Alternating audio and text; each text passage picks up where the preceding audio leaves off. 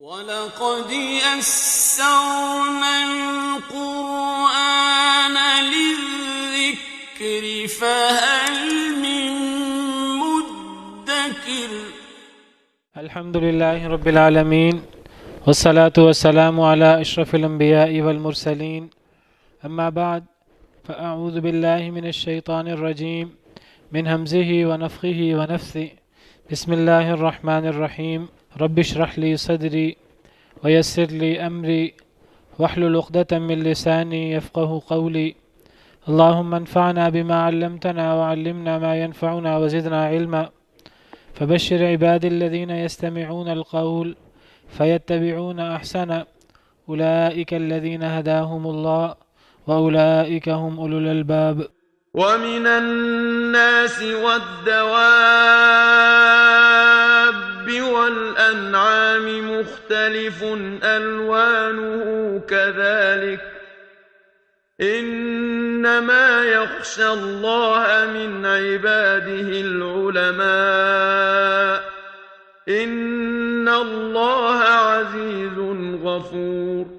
إن الذين يتلون كتاب الله وأقاموا الصلاة وأنفقوا مما رزقناهم سرا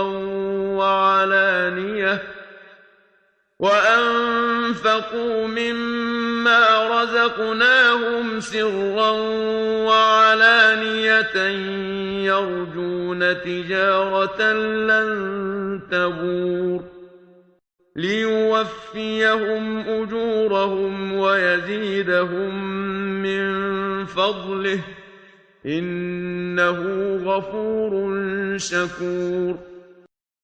والذي أوحينا إليك من الكتاب هو الحق مصدقا لما بين يديه إن الله بعباده لخبير بصير. أعوذ بالله من الشيطان الرجيم بسم الله الرحمن الرحيم ومن الناس والدواب والأنعام مختلف ألوانه كذلك، اور لوگوں میں سے اور جانوروں میں سے چپایوں میں سے اور بہیمۃ الانعام میں سے مختلف الوانہ مختلف ہیں ان کے رنگ كذلك اسی طرح.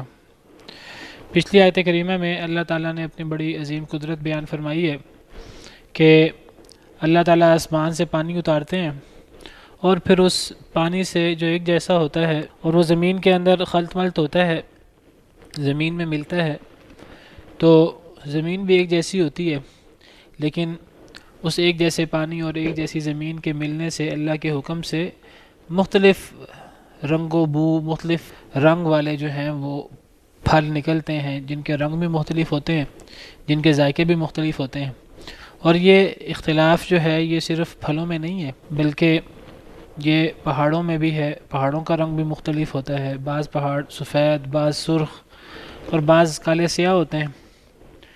اور یہ اختلاف رنگوں کا یہ صرف پھلوں اور پہاڑوں تک محدود نہیں ہے بلکہ لوگ بھی مختلف رنگ کے ہیں، اور چوپائے زمین پہ چلنے والے تمام جانور حشرات الارض وہ بھی مختلف رنگوں کے ہیں، اور جانور بہیمۃ الانعام وغیرہ وہ بھی مختلف رنگ کے ہیں اسی طرح. تو یہ اختلاف رنگوں کا ہو، صلاحیتوں کا ہو، یہ قد کا ہو اور صفات کا ہو، یہ جو مختلف قسم کے اختلاف ہیں تو یہ اللہ تعالیٰ کی بہت بڑی قدرت ہے. اور اللہ کی یہ اتنی بڑی قدرت ہے کہ اللہ تعالیٰ نے اسے اپنی بڑی بڑی نشانیوں کے ساتھ ذکر فرمایا ہے. ایک آیت کریمہ پچھلے لیکچر میں بھی پیش کی تھی، دوبارہ آپ کے سامنے رکھ دیتا ہوں. سورہ روم میں اللہ تعالیٰ اپنی بڑی بڑی نشانیاں بیان فرماتے ہوئے اللہ بیان فرماتے ہیں کہ وَمِنْ آيَاتِهِ خَلْقُ السَّمَاوَاتِ وَالْأَرْضِ وَاخْتِلَافُ أَلْسِنَتِكُمْ وَأَلْوَانِكُمْ. سورہ روم کی آیت نمبر 22 ہے. اللہ کی نشانیوں میں سے آسمان و زمین کی تخلیق. آپ کو پتہ ہے آسمان و زمین کی تخلیق اللہ کی بہت بڑی نشانی ہے، بڑی بڑی نشانیوں میں سے ایک ہے. تو اللہ کی بڑی بڑی نشانیوں میں سے آسمان و زمین کی تخلیق ہے، اور تمہاری زبانوں اور تمہارے رنگوں کا فرق ہونا۔ تو زبانوں کا اختلاف، مختلف قسم کی زبانیں بولنا انسانوں کا، اور رنگوں کا اختلاف، تو یہ اللہ کی بہت بڑی قدرت ہے، بہت بڑی نشانی ہے، اور یہ اتنی بڑی نشانی ہے کہ اللہ نے اسے بڑی بڑی نشانیوں کے ساتھ ذکر کیا ہے۔ قرآن پاک میں کوئی بھی چیز ایسے ہی نہیں آ جاتی، ہر چیز جو ہے وہ بڑی حکمت کے بعد اللہ تعالیٰ جو ہے اللہ کے اس میں حکمت پوشیدہ ہوتی ہے۔ اللہ تعالیٰ 2 چیزوں 3 چیزوں کا اکٹھا ذکر کرتے ہیں، تو ان چیزوں کے اکٹھا ذکر کرنے کے اندر حکمت ہوتی ہے۔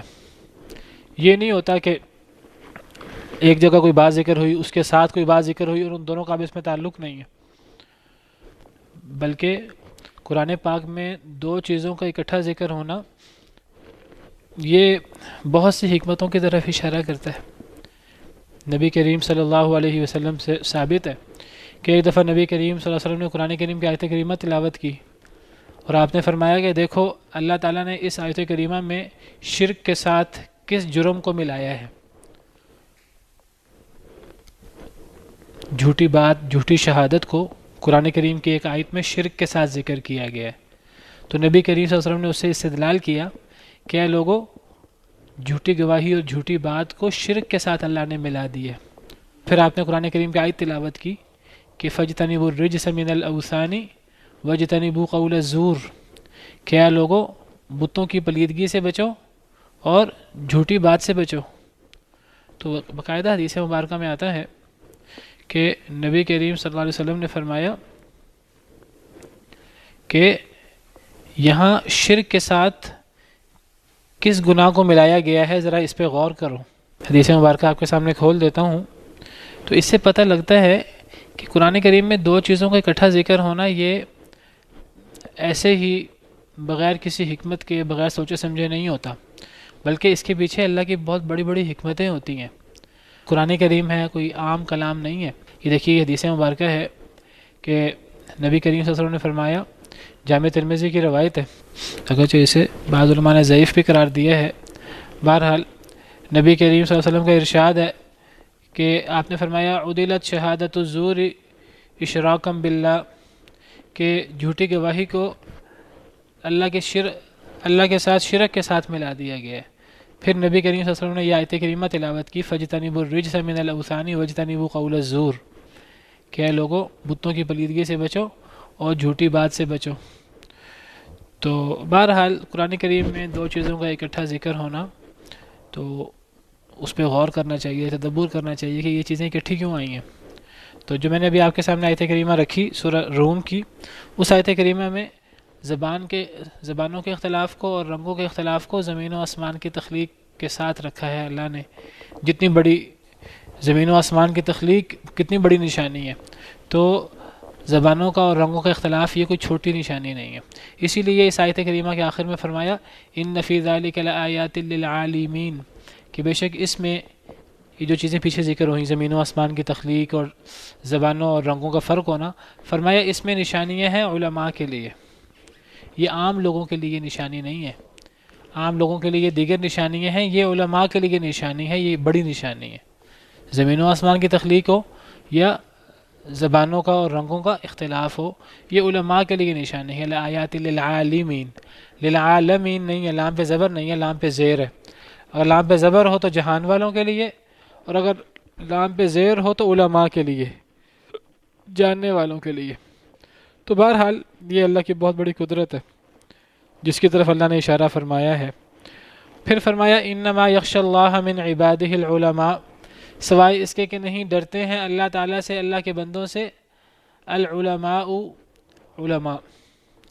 اللہ سے حقیقی طور پہ ڈرنے والے وہی ہیں جو علماء ہوتے ہیں، اور علماء سے مراد یہاں کوئی مخصوص طبقہ مراد نہیں ہے، کوئی مخصوص ڈگری مراد نہیں ہے، حقیقی علماء جو اللہ کے بارے میں، اللہ کی ذات، اللہ کی صفات کے بارے میں زیادہ سے زیادہ علم رکھتے ہیں۔ اللہ کے بارے میں کیسے پتہ لگے گا؟ اللہ کے بارے میں پتہ لگے گا شریعت کا مطالعہ کر کے شریعت میں اللہ رب العالمین کی جو صفات بیان ہوئی ہیں ان صفات کا مطالعہ کرنے سے اللہ کی عظمت جو اس میں ذکر ہوئی ہے، اللہ کی قدرت کے جو دلائل بیان ہوئے ہیں شریعت میں، ان دلائل کو پڑھنے سے، ان میں تدبر کرنے سے اللہ کی عظمت کا پتہ لگے گا۔ اسی طرح اللہ تعالیٰ قرآن کریم میں جگہ جگہ ہمیں دعوت دیتے ہیں کہ ہم کائنات میں چلیں پھریں اور کائنات میں غور کریں، اور ہم آفاق میں غور کریں اور اپنے آپ میں غور کریں کہ اللہ نے یہ جو ساری مخلوقات بنائی ہیں یہ اللہ نے کیسے بنائی ہیں، ہم جو اس کے اندر خوبصورتی ہے اور پورا ایک نظم و نسق ہے، تو ہم ان چیزوں پر غور کریں۔ تو شریعت کا کتاب و سنت کے نصوص کا مطالعہ کرنے سے اور کائنات میں غور و فکر کرنے سے اللہ تعالیٰ کی عظمت جو ہے وہ لوگوں کے سامنے آتی ہے۔ تو ایسے لوگ ہی اللہ کے بندوں میں سے اللہ سے ڈرتے ہیں جو اللہ کی اس عظمت کو پڑھتے ہیں، غور کرتے ہیں اور پہچانتے ہیں۔ باقی جو توجہ ہی نہیں کرتا، جو تدبر ہی نہیں کرتا، تو وہ 1000 اللہ کی بڑی بڑی قدرتوں سے بھی گزر جائے، وہ توجہ ہی نہیں کرے گا، اس کو فائدہ نہیں ہوگا۔ عام لوگوں کی صورتحال کیا ہے؟ اللہ تعالیٰ فرماتے ہیں وَكَأَيٍّ مِّنْ آيَةٍ فِي السَّمَاوَاتِ وَالْأَرْضِ يَمُرُّونَ عَلَيْهَا وَهُمْ عَنْهَا مُعْرِضُونَ۔ عام لوگوں کی صورتحال یہ ہے کہ وہ زمین و آسمان کی کتنی ہی نشانیوں کے پاس سے گزر جاتے ہیں، توجہ ہی نہیں کرتے۔ اللہ سے صحیح ڈر کس کو نصیب ہوتا ہے؟ اللہ کا صحیح ڈر نصیب ہونا یہ بہت بڑا اعزاز ہے، اور یہ بہت بڑی نیکی ہے، بہت بڑا تقوی ہے۔ تو یہ تقوی کس کو نصیب ہوتا ہے؟ یہ اس کو نصیب ہوتا ہے جو اللہ کے بارے میں زیادہ سے زیادہ جانتا ہے، اور اللہ کے بارے میں سب سے بہترین اور سب سے صحیح معلومات وہ شریعت میں ملیں گی۔ جو شریعت کا زیادہ سے زیادہ علم رکھتا ہے، اور شریعت کے علوم بھی کافی سارے ہیں، ان علوم میں سے اللہ کی ذات، اللہ کی صفات، اللہ کی عظمتوں، اللہ کی قدرتوں کا علم یہ بہت بڑا علم ہے۔ تو اس کے بارے میں علم رکھنا اور اسی طرح کائنات میں غور و فکر کرنا، تو یہ لوگ سب سے زیادہ اللہ سے ڈرتے ہیں۔ جو بندہ غور ہی نہیں کرے گا، جو اللہ کی صفات کو پڑھے گا ہی نہیں، پہچانے گا ہی نہیں، غور ہی نہیں کرے گا، وہ پھر اللہ سے کیسے ڈرے گا؟ وہ شیطان بہت سے لوگوں کو دھوکے میں رکھتا ہے کہ اللہ تعالیٰ غفور الرحیم ہے، اللہ تمہیں معاف کر دیں گے، بس وہ اسی طرح ایک لوری دی ہوئی ہے، تو لوگ جو ہیں وہ اس لوری کے اندر، غفلت کے اندر مگن ہو جاتے ہیں۔ ورنہ یہ ہے کہ اگر انسان غور کرے، اللہ نے اتنی بڑی کائنات بنائی، اور اس کائنات کے اندر ہماری حیثیت کیا ہے، اور اللہ کی کتنی عظمت ہے، اللہ تعالیٰ کتنے عظیم ہیں کہ بڑی بڑی مخلوقات جو ہیں وہ کتنی عظیم مخلوقات ہیں، اور وہ سب کے سب جو ہیں وہ اللہ کی تخلیق ہیں، اللہ کے سامنے ان کی کوئی حیثیت نہیں ہے، اور ہماری حیثیت اللہ کی بڑی بڑی مخلوقات کے سامنے کچھ بھی نہیں ہے۔ تو اللہ کتنے عظیم ہے، تو جب ہمارے سامنے اللہ کی عظمت ہوگی تو اللہ کا ڈر بھی اسی طرح جو ہے وہ حاصل ہوگا، اور جب اللہ کا ڈر ہوگا تو پھر انسان جو ہے وہ گناہ کرنے سے بچے گا، اور پھر انسان جو ہے وہ اللہ کی رضامندی اور اللہ کی انعامات، اللہ کی جنتوں کے حصول کے لیے محنت کرے گا۔ تو فرمایا انما یخشی اللہ من عبادہ العلماء، سوائے اس کے کہ نہیں ڈرتے ہیں اللہ سے، اللہ کے بندوں سے علماء ہی۔ ان اللہ عزیز غفور، بے شک اللہ تعالیٰ بہت غالب اور بہت معاف کرنے والے ہیں۔ اللہ تعالیٰ بہت غالب بھی ہیں اپنے دشمنوں پر۔ کوئی یہ نہ سمجھے کہ وہ اللہ کو للکارے گا اور اللہ کا مقابلہ کرے گا اور پھر اللہ تعالیٰ جو ہے وہ اسے چھوڑ دیں گے۔ اللہ تعالیٰ بہت غالب ہیں، کوئی شخص اللہ کے مقابلے میں آ نہیں سکتا، ایک پل کے لیے بھی اللہ کے مقابلے میں ٹھہر نہیں سکتا۔ اللہ تعالیٰ اپنے دشمنوں پر بہت غالب ہیں، غفور بہت بخشنے والے ہیں، استغفار کرنے والوں کو، گناہوں کی معافی مانگنے والوں کو بہت بخشنے والے ہیں۔ لیکن اس کو جو اللہ سے بخشش کا طلبگار ہو، جو اللہ سے بخشش کا طلبگار ہو اللہ بخش دیتے ہیں۔ ایک انسان جو ہے وہ زمین گناہوں کی بھر کے لے آئے، لیکن اللہ سے بخشش کا طلبگار ہو خلوص دل سے، تو اللہ کو کوئی پرواہ نہیں ہے کہ اللہ تعالیٰ انسان کی سارے گناہ ہی معاف کر دے۔ اسی لیے فرمایا قل یا عبادی الذین اسرفوا علی انفسہم لا تقنطوا من رحمت اللہ ان اللہ یغفر الذنوب جمیعا۔ اے نبی صلی اللہ علیہ وسلم میرے بندوں سے کہہ دیجئے جنہوں نے اپنے آپ پر زیادتیاں کی، گناہ کیے، کہ اللہ کی رحمت سے کبھی نا امید نہ ہونا۔ ان اللہ یغفر الذنوب جمیعا، اللہ تو سارے ہی گناہ معاف کر دیتے ہیں بشرطے کہ کوئی اللہ سے بخشش کا طلبگار ہو تو۔ دوسری آیت میں فرمایا وَمَن يَغْفِرُ الذُّنُوبَ إِلَّا اللَّهُ، اور گناہوں کو معاف کرنے والا ہے کون اللہ کے علاوہ؟ اللہ ہی ہیں، تو اللہ ہی ہیں جنہوں نے گناہ معاف کرنے ہیں، اللہ کے علاوہ اور کون ہے جو گناہ معاف کرے؟ تو اللہ تعالیٰ بہت بخشنے والے بھی ہیں بخشش کے طلبگار کو، اور جو بخشش کا طلبگار نہ ہو، جو اللہ کا دشمن ہو، اللہ کے دین کا دشمن ہو، اللہ تعالیٰ بہت زیادہ غالب بھی ہیں، کوئی اللہ کا مقابلہ نہیں کر سکتا۔ ان الذين يتلون كتاب الله واقاموا الصلاة وانفقوا مما رزقناهم سرا وعلانية يرجون تجارة لن تبور، بے شک وہ لوگ جو تلاوت کرتے ہیں اللہ کی کتاب کو، بے شک وہ لوگ جو اللہ کی کتاب کی تلاوت کرتے ہیں، اللہ کی کتاب کو پڑھتے ہیں۔ یتلون کا مطلب تلاوت کرنا، پڑھنا بھی ہوتا ہے، اور یتلون کا مطلب پیچھے چلنا بھی ہوتا ہے۔ یتلون کا مطلب پیچھے چلنا بھی ہوتا ہے، پیچھے چلنا سے مراد یعنی عمل پیرا ہونا، دونوں معنی اس میں ہوتے ہیں۔ اللہ کی کتاب کو پڑھنا یہ بھی اس کا معنی ہے، اللہ کی کتاب کو پڑھنے کے لیے مخصوص اصطلاح ہے تلاوت، یتلون، تو یہ پڑھنے کے لیے بھی تلاوت کا لفظ استعمال ہوتا ہے، اور تلاوت کا لفظ جو ہے یہ عمل کرنے کے لیے، پیچھے چلنے کے لیے بھی استعمال ہوتا ہے۔ بہرحال تلاوت کا مطلب قرآن کریم کو پڑھنا بھی ہے اور قرآن کریم پر عمل کرنا بھی ہے، دونوں چیزیں جو ہیں وہ اس کے اندر آتی ہیں، کیونکہ تلاوت تا لام واو کا مطلب کسی کے پیچھے ہونا بھی، یہ بھی عربی زبان میں اس کا معنی ہے، تو اس کا مطلب پڑھنا بھی ہے اور عمل کرنا بھی۔ تو بے شک جو لوگ اللہ کی کتاب کو پڑھتے ہیں یہ معنی بھی ہے، اور بے شک وہ لوگ جو اللہ کی کتاب پر عمل کرتے ہیں یہ بھی معنی ہے۔ وَأَقَامُوا الصَّلَاةَ، اور وہ قائم کرتے ہیں نماز کو، نماز کو قائم کرتے ہیں، یہ نہیں فرمایا کہ نماز ادا کرتے ہیں، نماز پڑھتے ہیں، بلکہ نماز کے ساتھ اقامت کا لفظ ہے، تو اقامت کا مطلب پورے اہتمام، شروط، فرائض، واجبات، سنن وغیرہ کے ساتھ نماز کو قائم کرنا، نماز کو اپنے وقت پر ادا کرنا، بہت اہتمام، بہت خشوع و خضوع کے ساتھ نماز پڑھنا۔ تو بے شک جو لوگ اللہ کی کتاب کی تلاوت کرتے اس پہ عمل کرتے ہیں، اور جو لوگ نماز قائم کرتے ہیں، وَأَنفَقُوا مِمَّا رَزَقْنَاهُمْ سِرًّا وَعَلَانِيَةً، اور وہ خرچ کرتے ہیں اس سے جو ہم نے انہیں رزق دیا، ہمارے دیے ہوئے رزق سے خرچ کرتے ہیں، سِرًّا وَعَلَانِيَةً، پوشیدہ بھی اور علانیہ بھی، اور ظاہراً بھی، چھپا کر بھی اور علانیہ بھی خرچ کرتے ہیں۔ تو تیسرا جو عمل یہاں ذکر ہو رہا ہے، 3 اعمال ذکر ہو رہے ہیں، اور پھر ان 3 اعمال کا اجر اور بدلہ آخر میں بیان ہوگا۔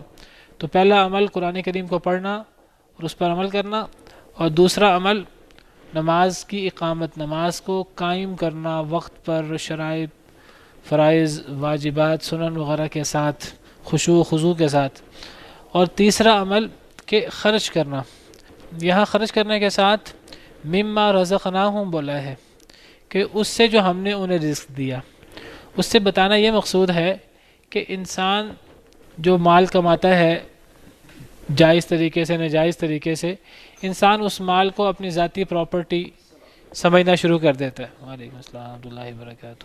حالانکہ انسان کے پاس جو بھی ہے وہ در حقیقت انسان کا نہیں ہے، وہ اللہ کا ہے، کیونکہ اللہ نے ہی اس انسان کو پیدا کیا ہے۔ انسان اور انسان کی تمام اعضاء، تمام صلاحیتیں اللہ کی ہیں۔ پھر انسان نے یہ مال جہاں سے کمایا ہے، یہ دنیا و ما فیہا اللہ کی مخلوق ہے، اللہ کی میراث ہے۔ انا نحن نرث الارض ومن علیہا، ہم زمین کے بھی وارث ہیں اور زمین پہ جو کچھ ہے ہم اس کے وارث ہیں۔ وکنا نحن الوارثین، ہم ہی ہر شے کے وارث ہیں۔ انسان بھی اللہ کا، انسان کے اعضاء اور انسان کی صلاحیتیں بھی اللہ کی دین، اور ہر چیز اس کائنات کی اللہ کی ہے۔ تو اگر اللہ کی مخلوق انسان اللہ کے دیے ہوئے اعضاء اور صلاحیتوں سے اللہ کی ہی کوئی چیز جو ہے وہ لے اور پھر انسان اس غلط فہمی میں مبتلا ہو جائے کہ اب یہ چیز میری ذاتی پراپرٹی ہے، میں جو مرضی کروں اس کو، تو یہ انسان کی سوچ جو ہے یہ بالکل غلط ہے۔ اگر ایک انسان نے ایک مال جائز اور حلال طریقے سے بھی کمایا ہو تو وہ مال در حقیقت اللہ کا ہوتا ہے۔ انسان خود اللہ کا ہے تو انسان کی ہر چیز بھی اللہ کی ہے۔ اسی لیے جب کوئی فوت ہوتا ہے تو ہمیں دعا سکھائی گئی ہے کہ ہم پڑھیں کوئی فوت ہو، کوئی نقصان ہو، انا للہ و انا الیہ راجعون، ہم سب اللہ کے ہیں اور ہم نے بھی اللہ کی طرف لوٹ کر جانا ہے۔ اگر کسی کا نقصان ہو گیا یا ہمارا کوئی عزیز فوت ہو گیا یا ہمارا نقصان ہو گیا تو وہ چیز اللہ کے پاس چلی گئی، اللہ کی تھی، اللہ کے پاس چلی گئی، ہم بھی تو اللہ کے ہیں، ہم نے بھی اللہ کے پاس ہی جانا ہے، تو ہر چیز اللہ کی ہوتی ہے۔ تو یہ بتایا کہ جب انسان خرچ کرتا ہے تو انسان کوئی اپنی کوئی چیز جو ہے، کوئی ذاتی چیز وہ اللہ کو نہیں دے رہا، اللہ کے راستے میں خرچ نہیں کر رہا، وہ اللہ کی ہی ایک دین، اللہ کا ہی ایک انعام، جو اللہ کا انسان پر احسان ہے، اللہ کی دی ہوئی صلاحیتوں سے انسان نے کمایا، اللہ کی ہی جو میراث ہے اور ہر چیز اللہ کی ہے، اسی سے انسان نے یہ چیز لی ہے، تو اللہ نے اسی میں سے تھوڑا سا مانگا ہے، اور اللہ نے وہ جو تھوڑا سا مانگا ہے، اللہ نے پورا مال نہیں مانگا، اللہ نے بہت تھوڑا مانگا ہے۔ وہ جو بہت تھوڑا مانگا ہے وہ بھی اللہ نے ہمارے لیے نہیں مانگا، وہ بھی اللہ نے انسانوں کے لیے مانگا ہے۔ انسان کی مدد کرے، اس کا فائدہ انسانوں کو ہی ہوگا، اس کا فائدہ آخرکار اسی پر لوٹ آئے گا، پھر اس کا ثواب بھی اسی انسان کو ملے گا، اور اس کا ثواب انسان کو بہت زیادہ ملتا ہے۔ تو یہ بتایا کہ انسان جو مال خرچ کرتا ہے وہ در حقیقت اپنی کوئی چیز اللہ کو نہیں دے رہا، وہ اللہ کی ہی جو ساری چیزیں ہیں ان چیزوں میں سے انسان تھوڑا سا ایک حصہ جو ہے وہ اللہ کے راستے میں خرچ کر دیتا ہے۔ یہاں سے یہ تعلیم دی کہ انسان جو مال خرچ کرتا ہے وہ در حقیقت اللہ کا ہی مال ہوتا ہے، وہ اللہ کا مال، اللہ کے مال میں سے زیادہ تر مال تو خود خرچ کر لیتا ہے، تھوڑا سا اس میں اللہ کو لٹا دیتا ہے۔ تو انسان کو جو ہے وہ خرچ کرنا چاہیے، بخل نہیں کرنا چاہیے۔ پھر ذکر کیا کہ وہ خرچ کرتے ہیں جو ہم نے اس سے جو ہم نے انہیں رزق دیا، سرا و علانیہ، پوشیدہ بھی خرچ کرتے ہیں اور علانیہ بھی خرچ کرتے ہیں۔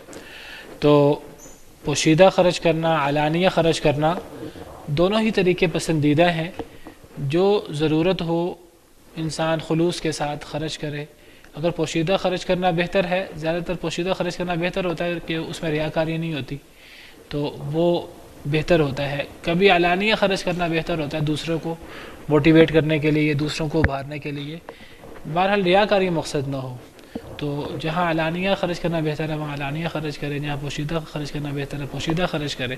جو لوگ یہ تین کام کرتے ہیں، فرمایا یرجون تجارۃ لن تبور، وہ ایک ایسی تجارت کی امید رکھتے ہیں جو کبھی تباہ نہیں ہو سکتی، جس میں کبھی خسارہ نہیں ہوگا۔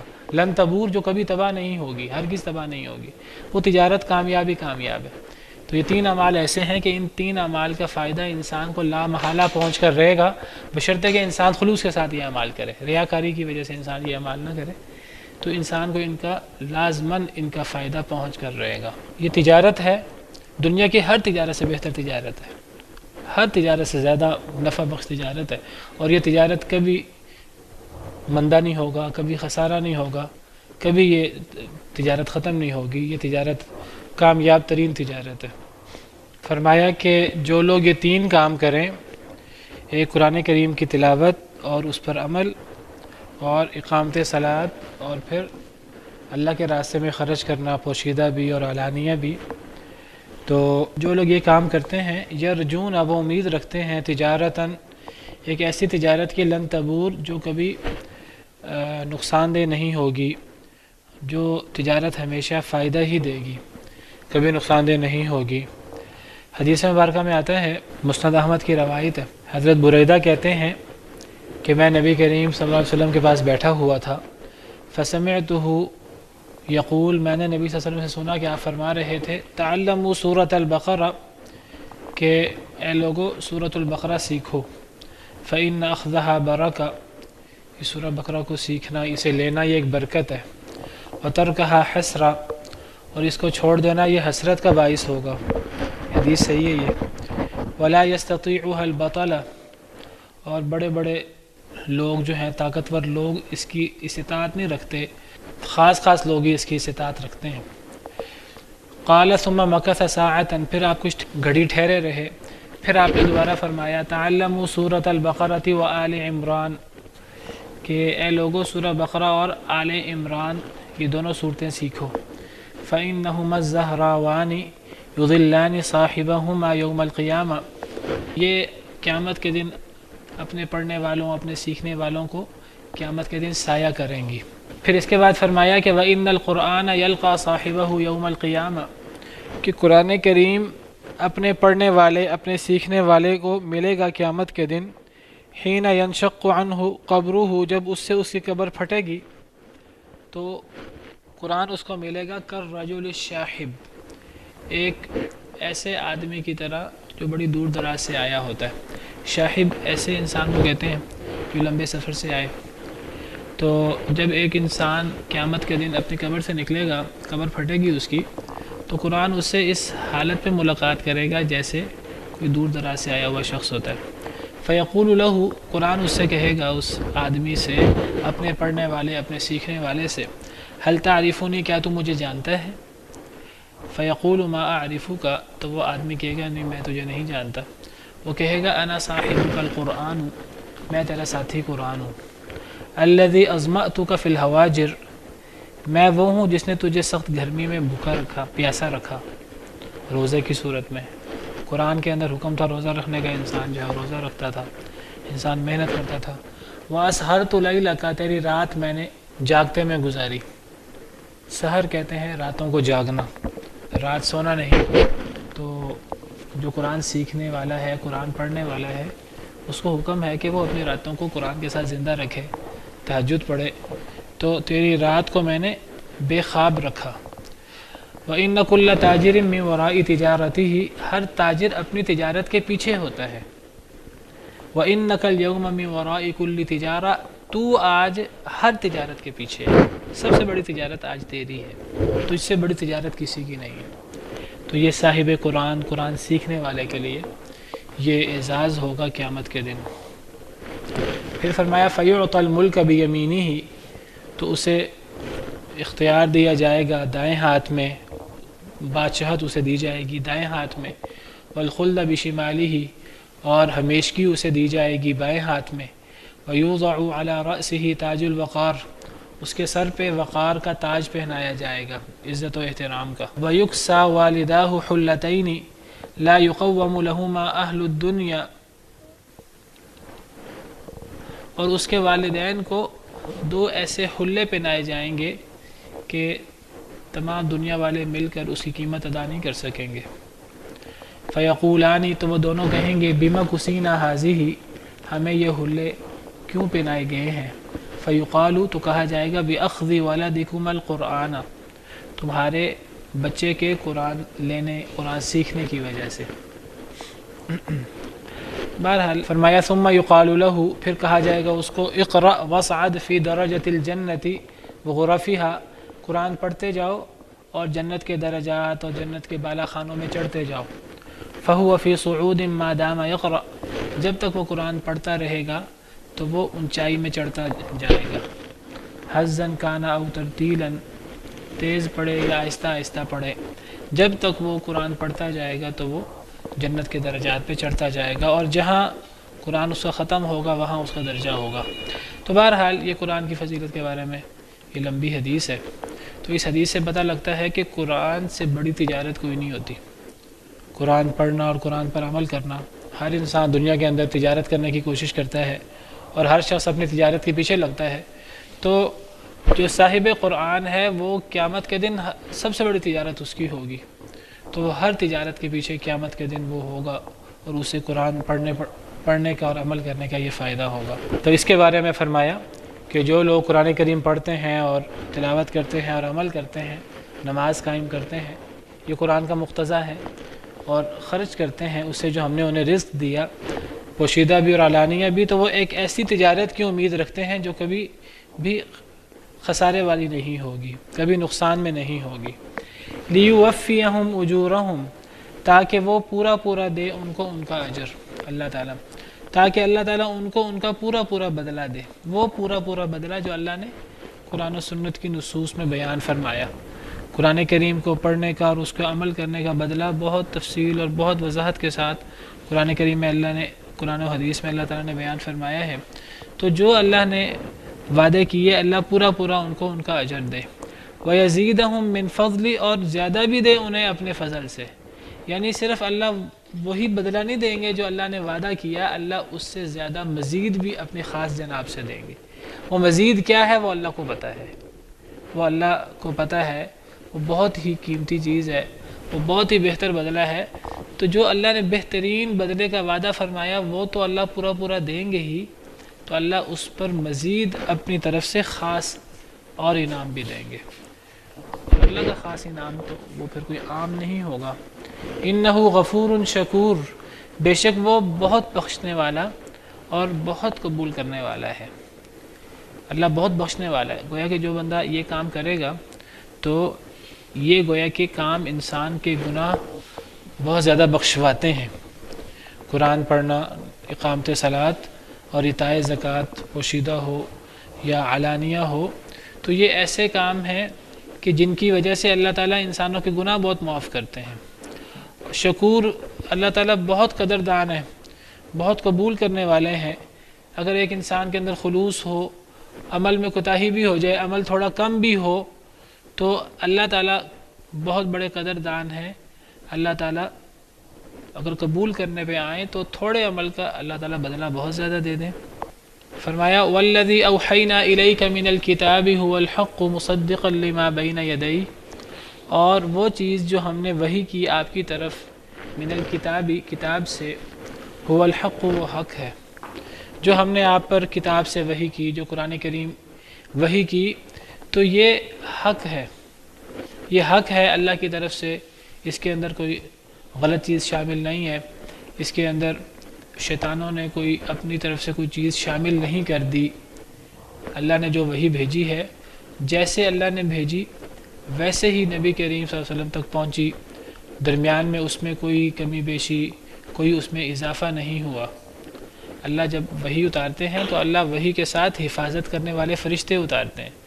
یسلک من بین یدیہ ومن خلفہ رصدا، سورہ جن میں آتا ہے کہ یہ جو جن اور شیطان ہیں، جب اللہ وحی اتارتے ہیں تو جن اور شیطان اس کے اندر گڑبڑ نہیں کر سکتے، بلکہ اللہ تعالیٰ جب وحی اتارتے ہیں تو اللہ تعالیٰ اس کے دائیں بائیں جو ہے وہ گھات میں فرشتے جو ہیں وہ رکھتے ہیں، تو وہ اس کے اندر کوئی شیاطین کوئی اضافہ کمی بیشی نہیں کر سکتے۔ تو جو اللہ نے آپ پر کتاب وحی کی تو وہ حق ہے، وہ اللہ کی طرف سے ہے، اور اللہ کے علاوہ کسی اور کی طرف سے نہیں ہے، اور اس میں کوئی کمی بیشی بھی نہیں ہوئی، آپ پر جو ہے وہ بالکل حق کے ساتھ پہنچی ہے۔